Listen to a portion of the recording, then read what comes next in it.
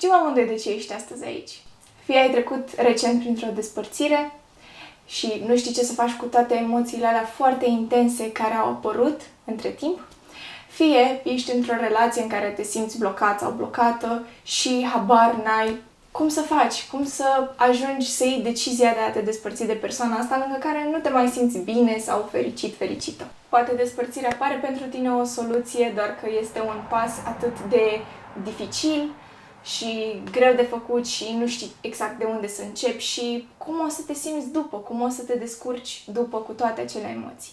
Sau poate cine știe, doar te interesează subiectul și ți s-a părut așa ceva mai spicy titlul. Indiferent de care e motivul pentru care ești aici, bine ai venit!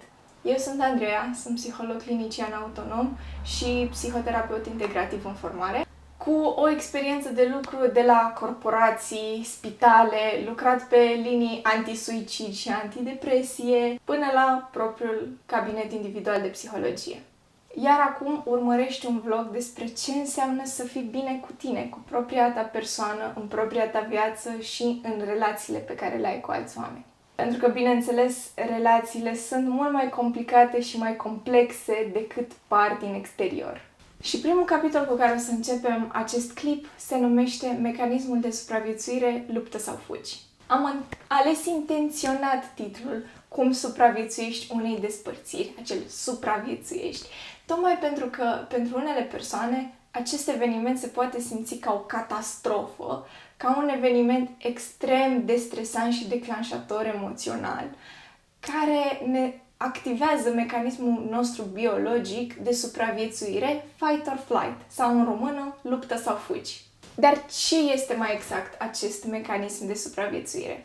Gândiți-vă așa, în momentul în care corpul tău detectează că ești într-un oarecare pericol, sistemul tău nervos activează acest sistem de supraviețuire biologic de luptă sau fugi. Este un mecanism pe care îl avem noi ca oameni activ din totdeauna și asta ne-a ajutat să supraviețuim ca și specie timp de atâtea secole. Și corpul nostru încă se folosește de acest răspuns în mod automat când detectează pericol, chiar dacă pericolele din viața noastră de zi cu zi, din prezent, nu mai sunt aceleași ca pericolele cu care se confruntau oamenii în trecut, când viața lor chiar era într-un pericol iminent, pentru că poate erau urmăriți de o altă specie care încerca să-i omoare, poate erau urmăriți de animale sălbatice. Ei bine, fiindcă noi îl percepem în prezent ca și un potențial pericol, acel pericol poate să fie inclusiv o despărțire. Hai să luăm fiecare răspuns în parte. Ce înseamnă fight? Fight înseamnă să încerci să ții piept pericolului. În trecut asta însemna că încerci să te lupți cu animalul care te ataca, de exemplu. Dar în contextul în care vorbim noi astăzi, da, într-o despărțire, acest răspuns poate să însemne că ți se activează foarte puternic furia. Devii foarte furioasă pe partener, începi să dărâmi lucruri în jurul tău, începi să îl împingi, să devii agresiv verbal. Flight se referă la a încerca să fugim, să evităm ceea ce s-a întâmplat. Cum se activează asta în relație este prin faptul că în momentul în care se produce despărțirea, noi putem să fim în negare, să ne prefacem sau să ne spunem că el o să se întoarcă de fapt la noi și că o să ne împăcăm. O să realizeze ce a pierdut. Sau prin faptul că evităm să ajungem la despărțire și ne mințim că în continuare ne simțim bine în relație sau că nu există o altă alternativă pentru noi. Sau se poate produce și în momentul în care evităm emoțiile neplăcute care vin la pachet cu despărțirea. Asta însemnând furie, tristețe, suferință, dezamăgire, agonie și așa mai departe. Pe lângă aceste două răspunsuri au mai fost ulterior identificate și altele două care pot să intervine în procesul ăsta de supraviețuire, și anume freeze, în momentul în care corpul nostru îngheață, în momentul în care ne simțim blocați, amorțiți din punct de vedere emoțional. Ca și cum am fi goi pe interior, ca și cum mintea noastră nu s-ar putea concentra și are mereu nevoia să se distragă și să viseze cu ochii deschiși. Sau ne simțim complet lipsiți de viață, de energie, de motivație de a face absolut orice. Și mai avem un răspuns numit fawn, pe care eu l-am tradus în română ca un fel de căutare a aprobării, da? Sau e un fel de people pleasing. E acel pattern de comportament în care căutăm să-i mulțumim pe ceilalți și noi ne ignorăm propriile noastre nevoi. E acel moment în care, de exemplu, ne gândim că nu am putea să trăim fără celălalt sau că fericirea partenerului nostru e mai importantă decât propria noastră fericire. Post-despărțire, acest răspuns ar putea vedea ca o să mă învinovățesc pentru faptul că ne-am despărțit, o să cred că eu am fost personajul negativ în relație și că este doar vina mea că s-a ajuns la chestia asta. Sau că încerc să mă gândesc că dacă făceam lucru X, Y și Z, atunci n-aș mai fi ajuns la despărțire. Și fiindcă tot am vorbit despre blocarea emoțiilor, asta ne duce la partea a doua a acestui clip, care se numește "Nu o să poți să depășești o despărțire până când nu-ți duci doliul". Dar ce înseamnă asta mai exact? Ei bine, doliul nu apare doar în momentul în care ne moare cineva apropiat. Doliul se referă la orice moment în care noi suferim o pierdere. Fie că acea pierdere este una fizică, fie că este una mai degrabă emoțională, adică persoana este în continuare în viață, doar că noi nu mai păstrăm legătura cu ea. Fie că e vorba de pierderea unui prieten cu care nu mai vorbim, fie că e vorba despre o despărțire de partener, fie că e vorba de ruperea legăturii, a nu mai comunica cu un părinte sau altcineva apropiat. Iar ca să poți să-ți duci doliul, este nevoie să poți să-ți dai timp să jelești acea pierdere. Să-ți dai timp să treci prin toate acele emoții neplăcute de vinovăție, rușine, dor, tristețe sau orice altă emoție care mai iese la suprafață. Înseamnă să-ți dai voie să plângi de oricâte ori ai nevoie. Cu cât încerci să fugi mai tare de a simți aceste emoții neplăcute, cu atât va dura mai mult să poți să depășești doliul. Pentru că doar fiindcă tu ignori acele emoții, asta nu le face pe ele să dispară din interiorul tău. Ok, Andreea, și cât o să dureze acest proces? Cât trebuie să tot stau ca să-mi simt emoțiile? Ei bine, mi-ar plăcea să am o baghetă magică și să pot să-ți dau un răspuns fix la chestia asta, dar realitatea este că este diferit pentru fiecare persoană. Unii oameni pot să aibă acest proces de doliu mai repede. Media este cam pe la 1 an. Unii oameni termină cu acest proces un pic mai repede, altora le poate lua și mai mult de 1 an. Pentru că acest proces presupune nu doar să jelești relația și să poți să suferi după ea, dar și să poți să o integrezi, să o accepti ca parte din trecutul tău, da? Unde poți să vezi în mod obiectiv și părțile bune și părțile mai puțin bune și să apreciezi relația pentru ceea ce a fost și ceea ce ți-a adus, fără să o mai lași să îți mai afecteze prezentul. Ok, bine, Coniță, și cum fac să-mi simt emoțiile astea? Că simt că atunci când apar mă copleșesc, efectiv. Simt că nu știu ce să fac, în ce direcție să o iau. Ei bine, mă bucur că ai întrebat, pentru că asta ne duce la punctul 3 al acestui video. Și anume, reglarea emoțională este cel mai de preț cadou pe care ți-l poți face. Concret, reglarea emoțională înseamnă să te uiți la emoțiile tale, să le observi, să le dai voie să existe, nu punându-le la colț, ci pur și simplu tratându-le ca mesaje despre interiorul tău. Corpul tău vrea să-ți transmită ceva prin intermediul lor. Iar ca ele să se exprime, ghici de ce au nevoie. De spațiu.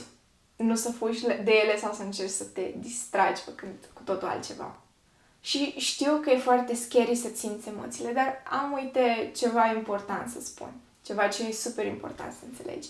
Emoțiile nu o să dureze pentru totdeauna. Emoțiile sunt lucruri care apar și durează doar câteva secunde sau minute, după care dispar. Așa că, dacă le dai voie să existe, o să dispară la fel de repede. Poți să încerci să închizi ochii ca să te poți concentra mai bine pe emoție, ca să nu fii distras de alți stimuli din jurul tău. Sau, dacă nu te simți confortabil cu a avea ochii închiși, poți să te uiți într-un punct fix pe un perete gol. Și, pentru măcar 5 minute, încearcă să-ți dai timp să te concentrezi pe acea emoție și pe respirație, ca să te ajuți în acest proces. Da? Încerc să mă conectez la tristețea mea, să zicem, și în felul ăsta încerc să inspir și să expir în timp ce mă concentrez pe ea. Făcând asta, vei observa cum emoțiile tale se diminuează făcând acest exercițiu după aceste 5 minute. Sau chiar a dispărut complet emoția respectivă. Și te încurajez de asemenea să începi să scrii într-un jurnal despre cum te simți, ca să vezi cum evoluează emoțiile tale față de despărțire în timp. În timp ce scrii, te-aș încuraja să spui și următoarele întrebări. Știi că pomenisem undeva mai pe la început de un mesaj pe care corpul tău încearcă să ți-l transmită prin aceste emoții. Poți să spui următoarele întrebări. Oare ce anume a declanșat această emoție? Ce gând sau ce amintire pe care am avut-o? Și ce ar avea nevoie de la mine corpul meu în secunda asta? Poate îți dau un exemplu, dacă este o emoție de tristețe sau de singurătate, atunci nevoia din spatele acestei emoții este să poți să discuți cu cineva. Fie că acel cineva este un terapeut, un membru din familie sau un prieten, pur și simplu a vorbi despre asta este nevoia care s-ar putea să fie în spate. Dacă a apărut furie, atunci nevoia din spate s-ar putea să fie să te descarci, pentru că poate cineva ți-a întrecut o limită, poate a făcut ceva ce te-a deranjat și atunci toată această emoție are nevoie să fie exprimată. Și cum poți face chestia asta? Poți să începi să mergi, să te plimbi, poți să mergi la alergat, poți să bați o pernă, poți să mergi să faci kickboxing. Sunt multe feluri de a descărca furia într-un mod foarte sănătos.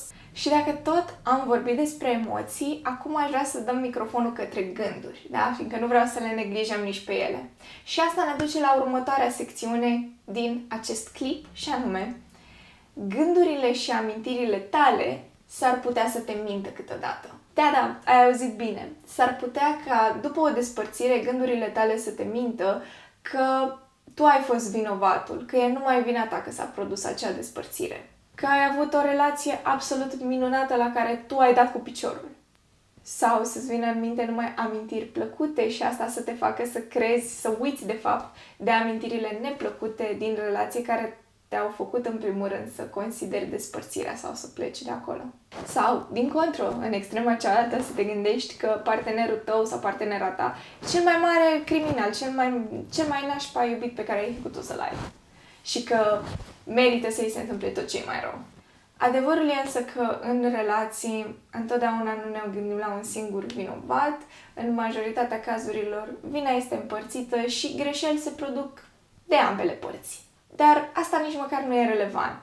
Ce contează este că, deși sentimentele tale au fost valide și sunt în continuare valide, relația nu a putut funcționa, deși poate chiar ați încercat să o faceți să funcționeze.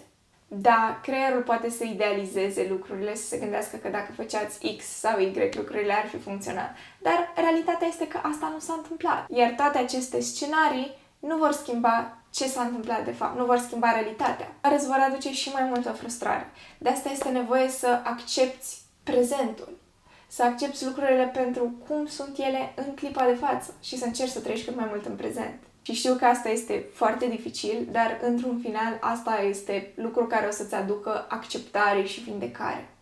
Și știu cum funcționează mintea. Mereu o să apară tot felul de gânduri intruzive. Gânduri care să zică ce povesteam mai devreme, că dacă X, dacă Y, lucrurile ar fi funcționat. Doar că tu ai opțiunea să le spui acestor gânduri nu. Ai opțiunea să te readuci chiar pe tine în prezent și să-ți spui tu ție. Da, mi-ar fi plăcut ca lucrurile să decurgă așa. Dar realitatea este că nu asta s-a întâmplat. Amintește-ți că tu în mod conștient ești pilotul minții tale. Tu ești la controlul acestor gânduri. Nu aceste gânduri anxioase te controlează pe tine. Și uite un exercițiu pe care îl poți face. De fiecare dată când îți vine în minte o amintire pozitivă din relație, te invit să te gândești și chiar să-ți notezi și o amintire ceva mai negativă, poate un moment în care te-ai simțit rănit sau rănită. Sau când pur și simplu ceva nu a mers bine. Mintea poate să distorsioneze puțin lucrurile și amintirile. Sau să se uite la relația voastră doar dintr-o anumită perspectivă, dintr-un anumit unghi. De asta este nevoie să îi aduci puțină disciplină. Și realitatea este că ai supraviețuit realității și înainte de a fi în această relație. Așa că poți să-i supraviețuiești și acum. Ceea ce ne duce la următoarea secțiune a acestui video și anume, relația în care ești nu te definește pe tine ca om. Sigur, o relație este un lucru semnificativ, însă ea nu-ți definește abilitățile, capacitățile, valoarea. Acestea sunt lucruri de sine stătătoare care vin din interiorul tău, nu din exterior. Iar punându-ți toată atenția și toată valoarea într-un lucru exterior ție, într-o relație, nu face decât să îți șteargă sensul propriei tale identități. Iar ce crezi? În cadrul unei despărțiri, dacă faci chestia asta, te vei simți distrusă, tocmai pentru că dacă stima ta de sine și valoarea ta de sine depinde din exterior și cineva a plecat, deci ți-a luat chestia asta, e ca și cum după aia tu rămâi goală sau gol pe interior și nu știi exact care e valoarea ta și încotro să o iei. Tocmai pentru că ai uitat cine ești tu ca persoană și ce te definește în afara acelei relații. Un partener ar trebui, într-un scenariu al unei relații sănătoase, să adauge la fericirea ta, nu să o creeze pentru tine de la zero. Pentru că realitatea că o fericire construită într-o manieră de genul ăsta, venită din exterior, are o fundație foarte slabă. E ca și o casă clădită din paie, e foarte ușor de dărâmat. Iar acum următorul pas este să vorbim despre persoana de care te-ai îndrăgostit și persoana de care te-ai despărțit, fiindcă ele sunt două persoane cu totul diferite. E nevoie să înțelegi un lucru. La început idealizăm persoana de care ne îndrăgostim. Tocmai proiectăm pe ea un fel de ideal de bărbat sau de femeie. Trecem la început prin perioada în care niciunul dintre parteneri nu este 100% autentic. Tocmai pentru că niciunul dintre ei nu se simte încă confortabil cu a-și arăta toate părțile mai puțin bune sau să le numim imperfecțiunile pe care le are. Și e firesc să se întâmple așa, pentru că până la urmă confortul și încrederea se construiesc în timp și au nevoie de timp. Pe parcurs începem să ne arătăm și aceste părți, da? Aceste imperfecțiuni partenerului. Și ăsta este de fapt testul relației. Capacitatea fiecărui partener de a-l accepta pe celălalt cu toate imperfecțiunile sale. Da, capacitatea de a-l iubi pe celălalt ca și întreg, și cu bune și cu rele cumva. Și e ok să nu poți face asta. E ok să existe părți la partenerul tău pe care le-ai aflat în timp și pe care nu le poți accepta și iubi. Asta nu schimbă sentimentele pe care le-ai avut pentru partenerul respectiv. Asta nu înseamnă că nu l-ai iubit sau n-ai iubit-o niciodată. Asta înseamnă pur și simplu că o relație pe termen lung între voi nu ar fi tocmai posibilă. Și asta din motive obiective. Și e nevoie să fii onest sau onestă cu tine legat de chestia asta. Un alt lucru de punctat aici este că oamenii evoluează și se dezvoltă câteodată în direcții diferite. Iar acest lucru se simte mai ales în relațiile de lungă durată, da? Când poți să observi peste 5-10 ani de stat cu aceeași persoană că valorile voastre, viziunile voastre legate de viață și de ce vă doriți, opțiunile voastre de carieră și așa mai departe. Totul s-a schimbat atât de mult încât pur și simplu ajunge să nu mai rezonați unul cu celălalt. Sau să simțiți că nu mai găsiți un numitor comun. Că trebuie mereu să ajungeți să sacrificați mult prea multe. Și asta e ok. Ce încerc eu să zic este că nu e nevoie să te condamni la nefericire doar pentru că ai stat mulți ani într-o relație. Sigur, primul pas pe care te încurajez să-l faci este să discuți cu partenerul, să negociați și să vedeți dacă găsiți o linie comună sau dacă puteți să coborâți amândoi din anumite rezistențe. Însă, în unele cazuri, oricât de mult ar încerca partenerii și oricât de multe eforturi ar face, pur și simplu nu mai pot ajunge la a se simți bine în cuplu, în a fi fericiți. Prin urmare, aici o decizie înțeleaptă ar fi să se uite la relația lor din prezent, așa cum este ea, să o analizeze și să o ia așa cum este în prezent și să ia o decizie înțeleaptă în funcție de asta, care, în unele situații, poate să fie inclusiv despărțirea. Iar acum poți să te simți deja, dacă nu pe tine, atunci alți 100 de oameni care s-au dus în comentarii și au început deja să scrie fix acum: Andreea, Le spui oamenilor să se despartă! Psihologii ăștia sunt nebuni și vor să strice relații! Hua! Am mimat bine? Mă pot apuca și de actorie dacă e. Și știu, răspunsul pe care l-am zis mai înainte nu e deloc ușor de digerat, dar câteodată poate să fie singurul răspuns pentru astfel de situații în care oamenii se simt cufundați de nefericire în relația în care sunt prinși. Fiindcă ei pur și simplu devin pionii obișnuinței și deja ei emoțional nu mai sunt de fapt prezenți în acea relație. Dacă încă ți se pare o crimă ce am spus chiar acum, te invit să mai asculți odată ultimele minute din clip. Și acum, poate fiindcă tocmai ai trecut printr-o despărțire, ești gata să începi un nou capitol. Acesta fiind, este timpul ca într-un final, în sfârșit, să te tratezi ca pe o prioritate. Și nu, prin a te trata ca pe o prioritate, nu vreau să zic du-te să-ți iei acum ultimul model de iPhone ca să te simți mai bine. Sau du-te să-ți iei geanta aia Gucci la care te tot gândeai. Sau du-te să mănânci savarina aia fiindcă te apucă mâncat-o compulsiv când ești trist. Nu asta vreau să zic. Prin a te trata ca pe o prioritate, vreau să zic că e timpul să te redescoperi.